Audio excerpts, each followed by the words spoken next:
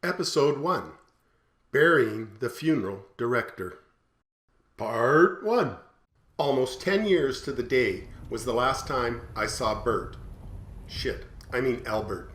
Guess it's time to show a little respect. He is my big brother after all, and he does not walk on this planet anymore. If you called him Bert, he would just pretend he didn't hear you. God, all those years, and I only lived 45 minutes away down a very straight road. I could count on my two hands how many times we got together since I left home so many years ago. I never made much of an effort to see him, but then again, neither did he to see me. Whoever said opposites attract anyway? I glanced down at the speedometer and it's pinned at 100. Not that kilometer bullshit, but miles per hour.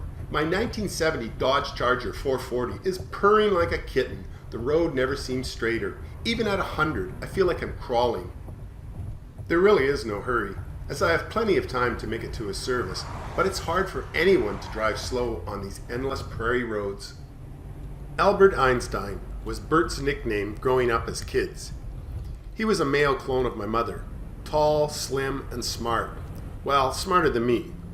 He was straight as an arrow, no boos or butts, only one girlfriend, which he still pines for, did pine for. Albert met Colleen at college. Not my cup of tea, but he went crazy for her. He bought her home on the long weekend, and it was just like watching a puppy with its new owner.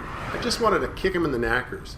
Bert and Colleen lasted almost 3 years, but his high horse bullshit was wearing thin. When she figured out he wasn't going to be a rich doctor, she dumped him hard, the bitch. In 3 months, she went from Susie Homemaker to Colleen cheerleader.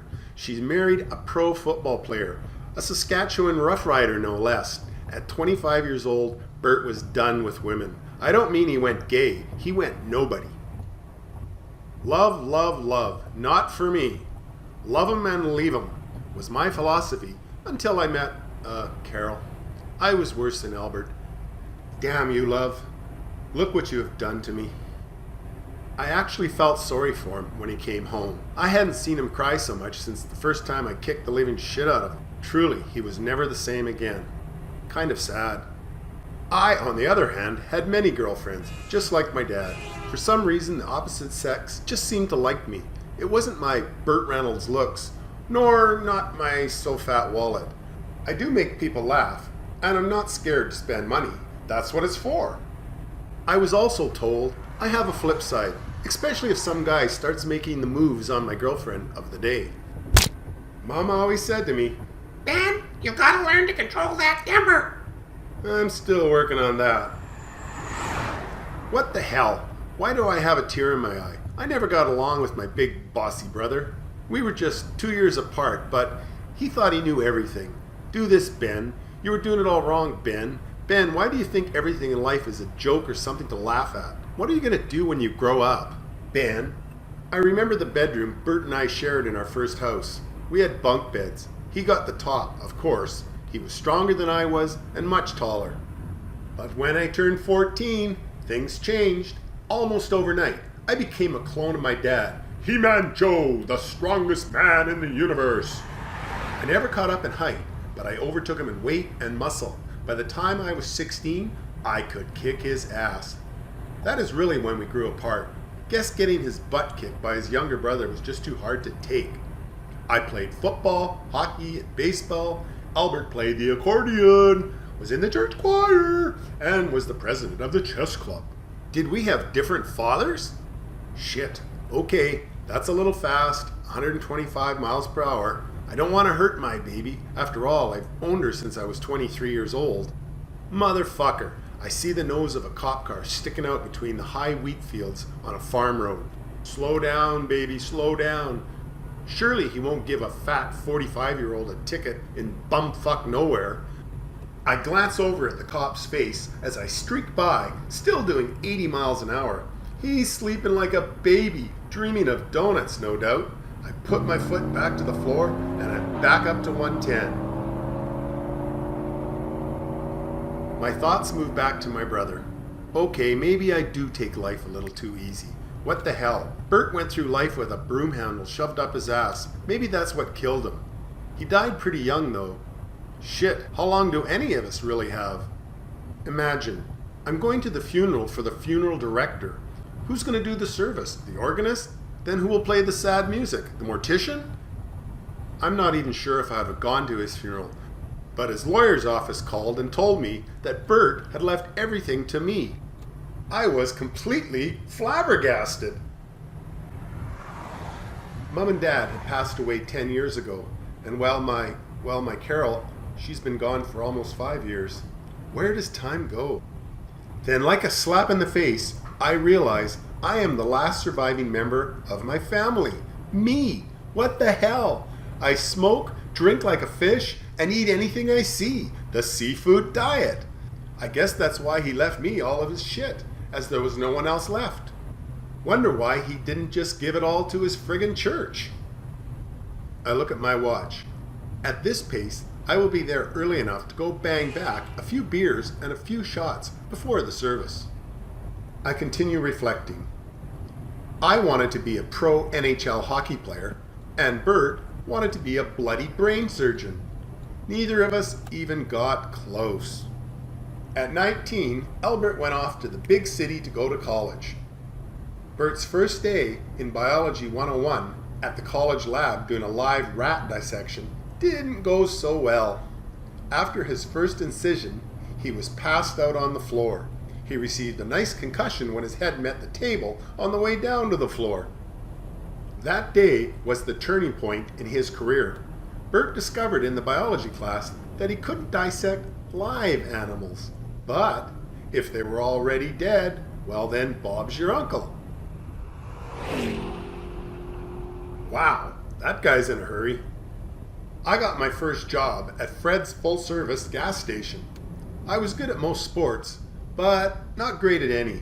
Basically, I wasn't tall enough, fast enough, had no finesse, and was too passionate. Bottom line, I tried really hard at everything, but my dad always said, give it your best shot, then go for a beer. I still follow his wisdom today. I was entering the city limits.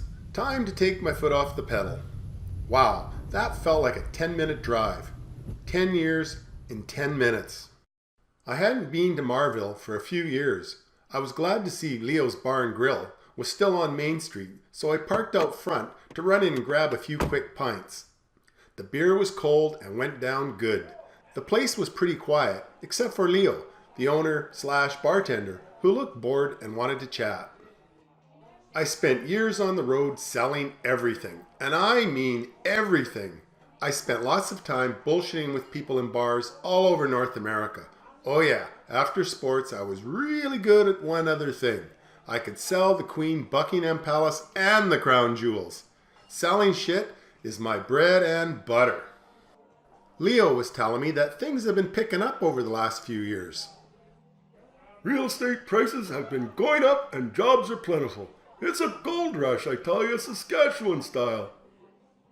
I asked him, how do I get to Anderson's funeral home? You can't miss it. Right on the corner of 5th and Main. Almost faster to walk with all the parking and such. Everybody here still calls it the Sunken Ship because it was a boat dealership before it became a funeral home. They sold boats, like big boats up to 28 feet. What crazy farmer's going to buy a ship that big? Most of the folks around here hate water and don't even know how to swim, for God's sakes. Yep, sunken ship, and now full of dead people. Nice piece of property, though. Must be almost an acre of land.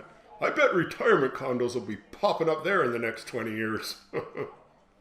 I'm rich. In 20 years, I could sell my newly inherited land for maybe 200 grand. Wow.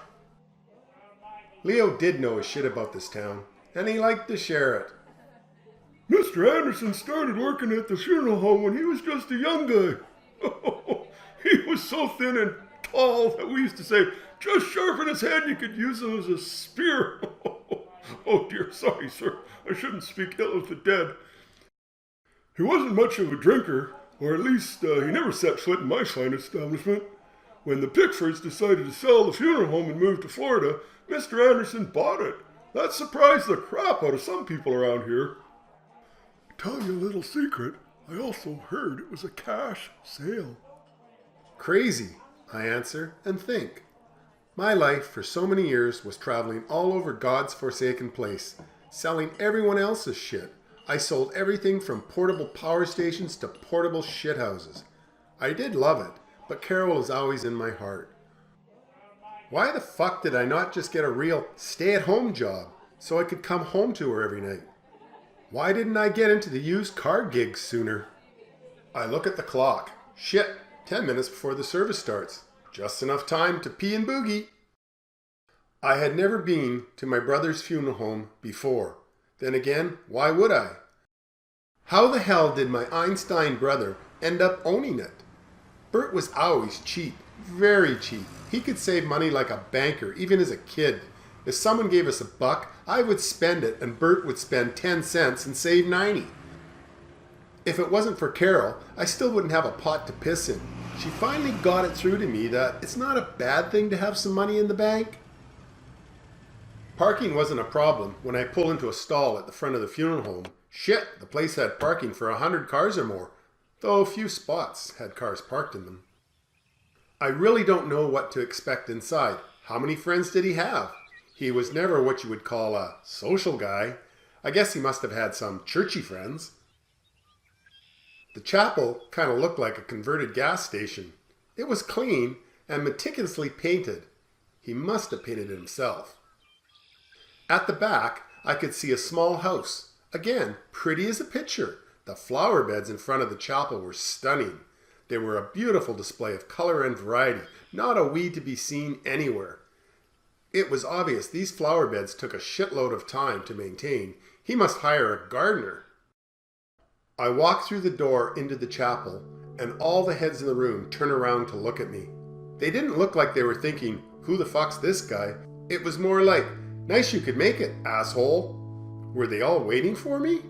There were only maybe 15 people in the room, including a very creepy guy standing at the podium. Shit, the guy could use a little sun.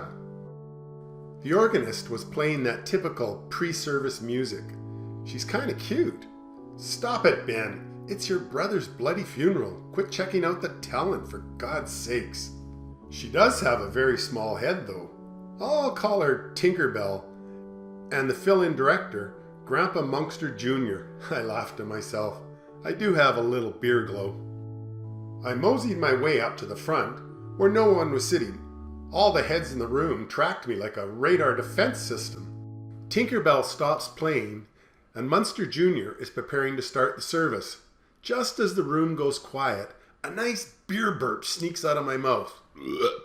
Someone chuckled behind me. I think to myself, Albert only started working here to help pay off his college fees, and that was 20-some years ago.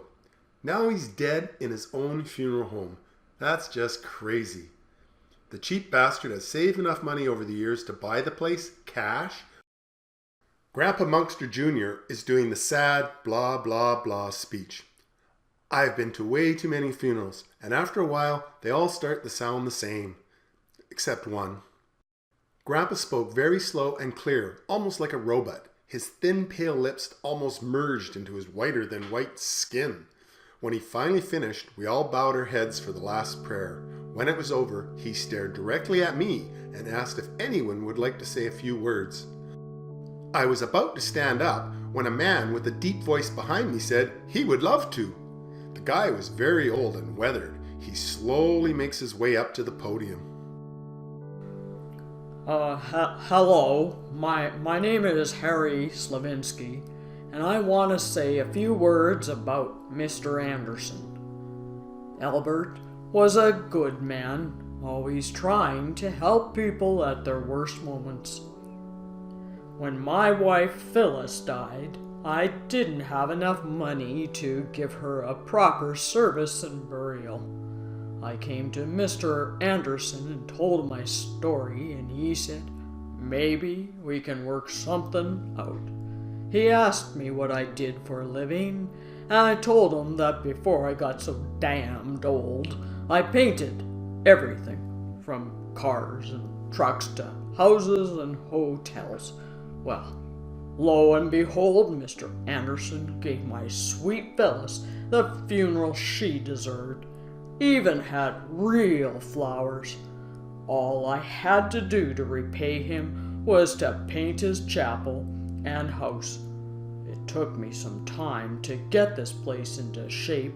In a few more years it should be done. That bastard, I thought. He wasn't trying to help the old dog. He is capitalizing on his talent and need. He has turned the poor old bastard into his personal slave. Harry continued as he stares his old steely blue eyes right at me. You must be missing your brother horribly, and I hope you, Mr. Anderson, will keep this wonderful place open for business. Thank you, and God bless. What the fuck? Is this guy nuts? I start to get up, but this time I take a look behind me first. Sure enough, another person is already standing. She was also old, but I could see that she still had sparkle in her eyes. She was well dressed, even though you could see that her clothes were old. Her hair was dyed bright red, and her makeup, which I'm sure it took her some time to do, was done to perfection. I could see she must have been a beauty back in her day. Shit, there I go again, checking out the talent. You sick bastard, Ben. She even has some spring in her step as she makes her way to the podium. My name is Lucy. Mr. Arnold. Bertram. Oh shit, what was his name? Oh yeah, Mr. Bert. No, Albert. Yeah, Mr. Albert was a very nice young man who died too young. I'm a little embarrassed to say this, but I think he had a little crush on me. He was just too shy to tell me, and I guess I should have made a move on him. Albert was always wanting to do the proper thing. When my husband of 57 years died, my Bob,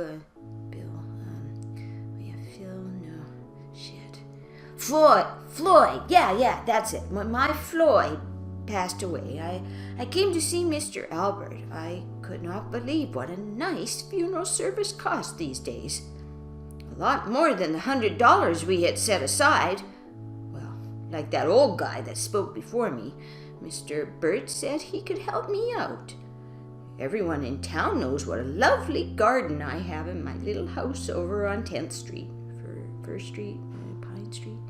Oh shit, sometimes I think I'm going crazy. Well, anyways, my Floyd had a wonderful service, and all I had to do to repay Mr. Bert was to come over and look after the chapel's gardens. 3 years now, they're starting to look pretty good, if I don't say so myself. Are you kidding me? My dear dead sweet brother had been using this town like a bunch of hookers. How many of these crazy bastards are there out there? Did someone come here every day and shine his shoes? Wash his car? What the fuck? A few more people spoke before I finally got to say my last words. Let me say that it was a hard group to follow. What was I going to say? Bert was a jerk and we really never got along? These people were talking about the dick like he was some kind of saint. Oh, I said my piece. Albert was a great big brother, and he died way too young. He will be truly missed by many. As I started to walk back to my seat, I was shocked when everyone stood up and began clapping like I had just received the Academy Award. What the hell? As the service wound down, everyone came over and shook my hand, even Tinkerbell. She does have a cute little ass. I was about to leave when I realized I had not gone over to Bert's coffin. It was open. Part of me said, no, I don't need to see my brother painted up like some drag queen, but something pulled me over to the coffin. I approached the lovely mahogany box and thought, what did that cost? Seems silly to bury such a fine piece of furniture. Was it part of another trade-in? Did he get some old carpenter to make it for a future funeral service? I looked down at my last, now dead relative, my brother. Somewhere down, very deep in my soul, I realized I really did love him. Mom and Dad were always so proud of him. Did I miss something? Maybe I'm the asshole. The tears began to flow, soon uncomfortably. I was crying so hard that some of the other whack jobs were coming over to console me. Ben. I had not cried like this since I had lost my best friend, Carol. Suddenly, it was like I was struck by a bolt of lightning from heaven itself. I stopped crying and began to laugh. I laughed so hard the mourners began to run out of the chapel doors. They must have thought I was in shock or something. I laughed and I laughed as more tears kept running down my face. Soon only Tinkerbell and Grandpa Monkster Jr. were left in the room. Then I say it out loud, surely shocking the shit out of them. That bastard was brilliant! Just brilliant! We take trade-ins! We take trade-ins! Oh, by the way, I own a used car lot, and we do take trade-ins. Part 2. I woke up the day after the funeral with a mother of a hangover. After the service and all the crazies, I headed back to Leo's bar and toasted my big brother way too many times. The tequila shooters did their damage. Somehow I found my way back to the Motel 6.5. I wish I could just remember how. What was I trying to do? Kill myself? My father died young after a massive jammer. My mum died 6 months later, some say of a broken heart. And now my brother. Where the hell does that leave me? I haven't done a damn thing healthy in 5 years or more. Okay, that's not all true. I did switch from cream to milk in my 8 to 10 cups of coffee a day. Strange thing is, I haven't been sick in years, not even a cold. Must be the tequila. Nothing can possibly live in my bloodstream. Albert, on the other hand, always looked after himself. He exercised, he ate right, and yet, bang, he's out of here. Hasta la vista, baby. Then again, whoever said life on earth was fair for any living thing? Without some good luck, anything can happen at any time. My head is under high pressure. Must get some Tylenol before my 11 a.m. appointment with Bert's lawyer, Sam Elliott, to discuss his will and what to do with the funeral home and property. I bet he even has a big bloody mustache like the movie star. What the fuck? I already told his secretary to sell it and everything else. What the hell would I do with it anyway? Oh yeah, I would put a big bloody sign out front. We take trade-ins. Oh, shit. I need a drink. Back to Leo's Bar and Grill for a trucker's breakfast and a Bloody Mary or two. I found my way back to Leo's, glad to see my Charger was where I left it last night. I've had that damn car forever. I love her. I was halfway through my breakfast when who walks in? Tinkerbell, looking very frustrated. She spots me and comes flying over to my table. Mr. Anderson, sir, I desperately need to talk to you. Since Albert passed, we have not had a supervisor. The phone keeps ringing and people keep dying. After all, we're the only funeral home in town. I look at her and say, "Slow down, little lady. Take a breath." But Mr. Anderson, we don't even have a salesman anymore. I can't take on that position as well. I already have 3 jobs. Please, lady, slow down. My brain is a little fuzzy this morning. What the hell is your name anyway? Tina McDougal. Hell, that works, I think to myself. Tiny Tina, Tinkerbell. A man called this morning and wants his dad buried with his horse. His horse! What do I say to a request like that? I told him we do not even have a coffin that big. I don't think Vladimir would know how to embalm a horse. I almost burp up my last sausage, trying not to burst out into full laughter. How did you know I was here, Miss Tina McDougal? My cousin told me. What? Who is your cousin? She points over the bar. Leo. He's my first cousin. I give Leo a dirty look as he pretends to be busy doing nothing. Rat, I think to myself. We have a very big service on Saturday with at least 30 people attending. Who's going to do the meet and greet? Not me, I'll tell you that, Mr. Anderson. Look, Tina, can I just finish my breakfast? I have an appointment shortly with a lawyer to discuss my brother's will. I know. It's only a 5-minute drive to her office. Her, I say? Sam Elliott is a woman? Oh, sorry, Sam's my mother. We talk every day, you know. She wanted me to go into law, but that was just way too dry for me. I got my CGA instead. Tina was right. It took me 4 minutes and 55 seconds to get to Sam's office. Parking was a breeze. I am wondering if Sam will have a nice little ass like Tina. Ooh! It's been a while since One-Eyed Willie went swimming. Let's do the math. Tina is about 22 to 25 years old, so if Sam had her young, the mistake, shit, she could be well under 50 and somewhat in my league. What the fuck? Do I even have a league anymore? Oh yeah, 20 leagues under the sea, maybe.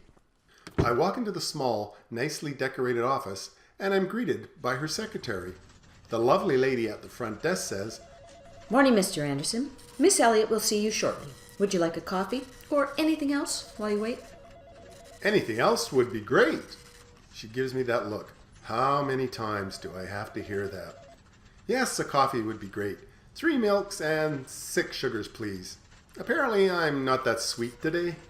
I barely had time to have a sip of my coffee when Sam came out of her office. My first impression is, fuck, she's a dyke!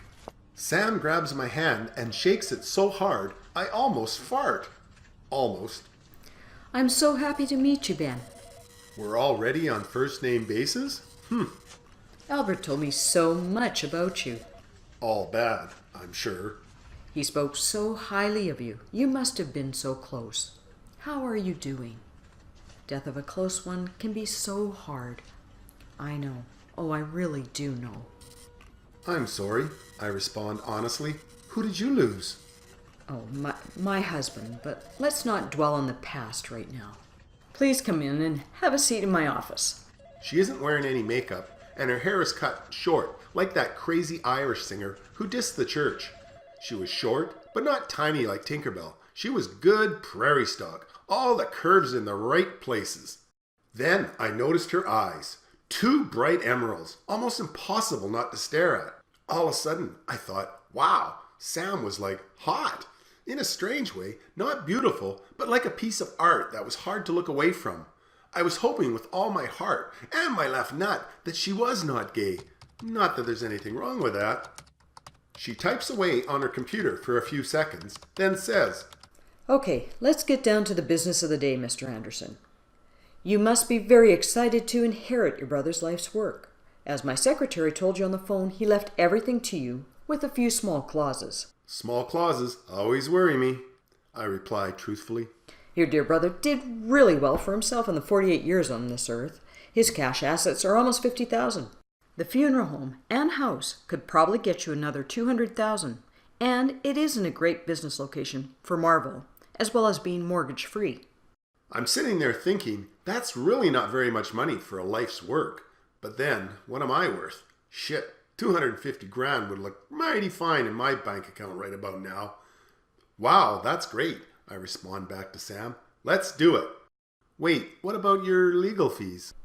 Albert's already looked after that. There are no additional fees for my services, Mr. Anderson. May I call you Ben? I nod my head and think, oh shit, what the hell did he barter from her? She has money. So, we are back to the few small clauses. I think to myself, here we go. Let the shitstorm begin. Firstly, $25,000 of his estate is going into a trust fund registered to a person unknown to you. This person will receive the money only if she graduates high school and then goes on to college. If she fails to complete the stipulation when that money, with the accrued interest, it will be redirected back to you. There is a time limit of 15 years put on this clause, and I am the only person who will know if he or she fulfills their part of the contract. What the fuck? This must be some young kid, not even in school yet. Who could this person be? And why did my brother feel the need to leave money to him, her? Oh well, it's only 25 G's. I can live with that. The phone on her desk rings. Sam politely says, Do you mind? Hi, Tina. Yes, he's still here. No, we're not done yet. No, it shouldn't be much longer. Hold on.